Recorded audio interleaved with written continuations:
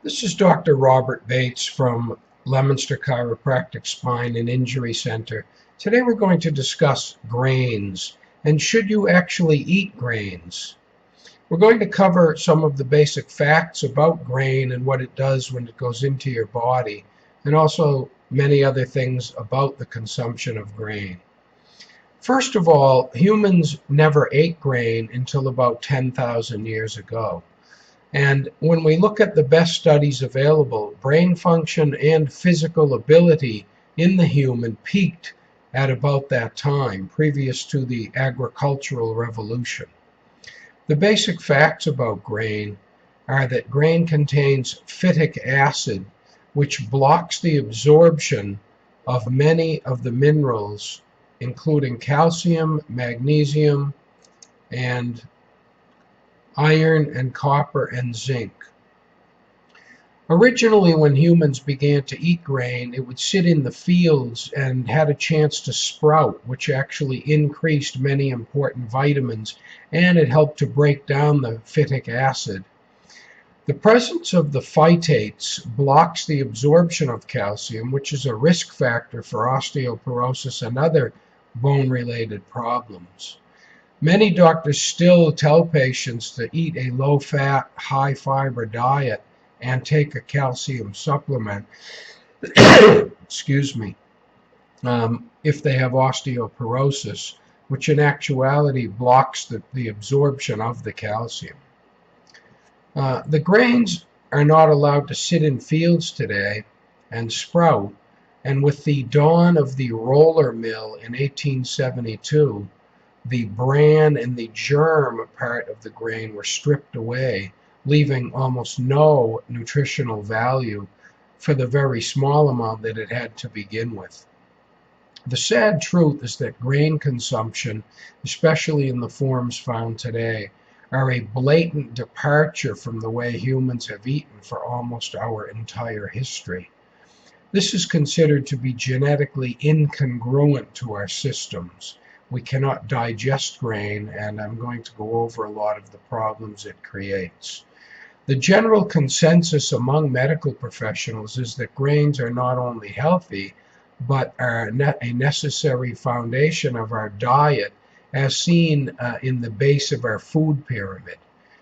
The trend lately is to tell patients to stay away from processed grain, and that is bad, but that healthy whole grain should be consumed by everyone at a rate of about 6 to 11 servings per day. This is just simply wrong and very harmful when you look at the literature. Grains not only contain phytic acid, which strips your body of nutrients, but also an increase in insulin, which has a profound negative effect on your body, occurs when you eat carbohydrate. As I have stated in a previous video called Carbohydrates Are Killing You, there are numerous problems that develop from increasing insulin to try to metabolize the sugar or glucose in your bloodstream. In fact, there is much evidence that shows that the current consuming of carbohydrate is one of our biggest health problems and the reason that obesity, diabetes, high blood pressure, many other problems are escalating. In fact, insulin is a primary marker for aging, stimulates the nervous system to create higher sugar levels, and reduces gut function. It increases bad cholesterol and further blocks the absorption of minerals.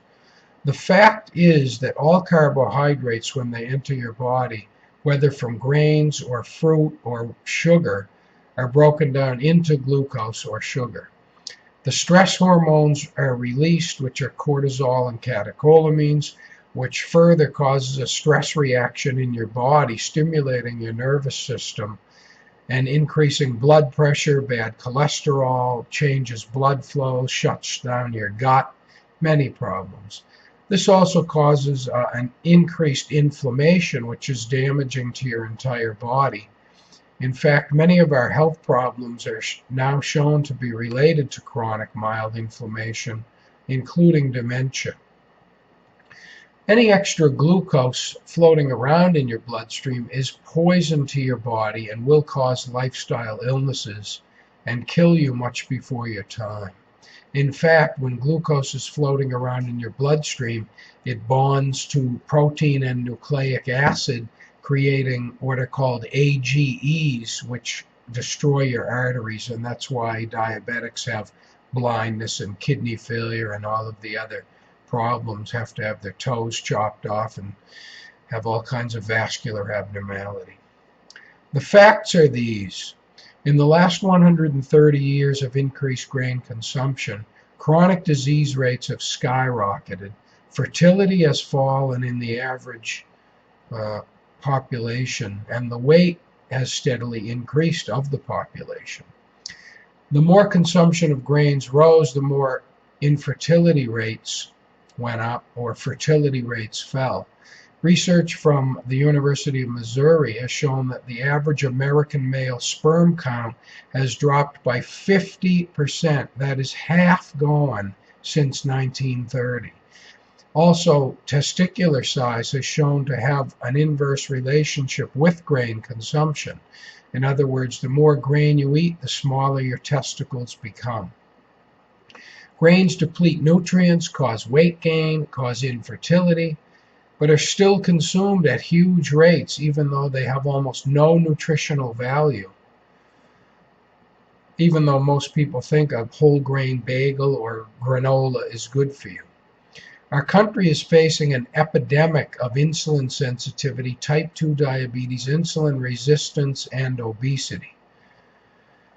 Let's talk about grain for a moment. When grain is ground into flour, the surface area becomes 10,000 times more than the grain itself. The resulting high food starch is very similar to consuming pure table sugar. To throw insult into this, we also have a problem with gluten, and about 83% of the population has a problem with one of the 11 breakdown products of gluten. Gluten is mostly found in wheat, rye, and barley, but it is in other grains. The problem with gluten is that it causes a breakdown of the microvilli, or the little lining in the small intestine, and eventually you develop what's called leaky gut syndrome. I'm going to do a whole video on leaky gut, but suffice it to say that once you develop leaky gut, you are getting breakdown products of protein and food that get into your bloodstream that are not supposed to. Your immune system attacks these, and then there's cross-reactivity to other tissues in your own body. That is a definition of the autoimmune diseases. And there are many autoimmune diseases, over 100 of them. Some of the common ones are thyroid disease, diabetes, or a type 1.5 diabetes where the pancreas is being attacked, pernicious anemia where you cannot absorb B12 because of destruction of the stomach lining, multiple sclerosis, and many, many, many more. You also have lectin, which gluten and lectin both cause a problem with the gallbladder. When the gut starts to break down, you don't release what's called cholecystokinin when you eat fatty substances, so you don't stimulate the gallbladder to squeeze by smooth muscle and release bile to help digestion.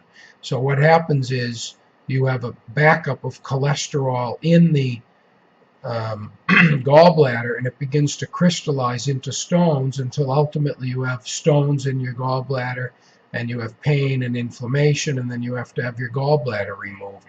We all know people that have had their gallbladder removed. Grain causes a chain reaction that includes an increase in cancers: pancreatic cancer, colon cancer, stomach cancer, and lymphoma. It causes autoimmune diseases, infertility, diabetes, obesity, arthritis, autism, depression, anxiety, schizophrenia, and allergies. Notice that it is documented to cause a lot of mental illness, and you can read a lot about that with the breakdown of the gut and leaky gut syndrome. The basic facts show that grains are not healthy and they are toxic to a human body. I can guarantee you that the previous video is based on the best literature, and that grains are going to kill you much sooner than you need to die. I will guarantee you that a no-grain diet can lower your cholesterol, lower your blood pressure, reduce inflammation, promote weight loss, alleviate dermatitis or acne, and digestive disturbances, reduce heart disease, infertility, and dramatically improve your energy levels. Now that sounds like some kind of a miracle drug, and if the pharmaceutical companies had something like that, they would be ecstatic. But this is simply all the benefits that you get from just avoiding grain consumption. Believe me, I love grains as much as you do. A big bowl of pasta or a bagel with cream cheese on it is delicious. But after reading literature for many years, none of these things are a part of my diet. I constantly have this information given to patients, and they immediately say to me, well, what am I supposed to eat? And that is difficult. However, humans survive for thousands of years without eating grain, and once you get used to it and feeling so much better, it will not be much of a struggle for you. Do you want to lose weight or reduce any of the conditions that I stated earlier? Then you want to give up grain. Try it for a couple of months, and if you don't feel much better, then go back to your grain. But I guarantee you that you will have a reduction in many of your problems and feel much better with more energy. So, remember that 83% of the population has some kind of problem with gluten alone, and never mind all the harm you get from carbohydrate itself. I hope this video has helped you see the light, and I guarantee you, if you knew how much harm a donut or some chunk of carbohydrate did to your body, it would be easier to stay away from it.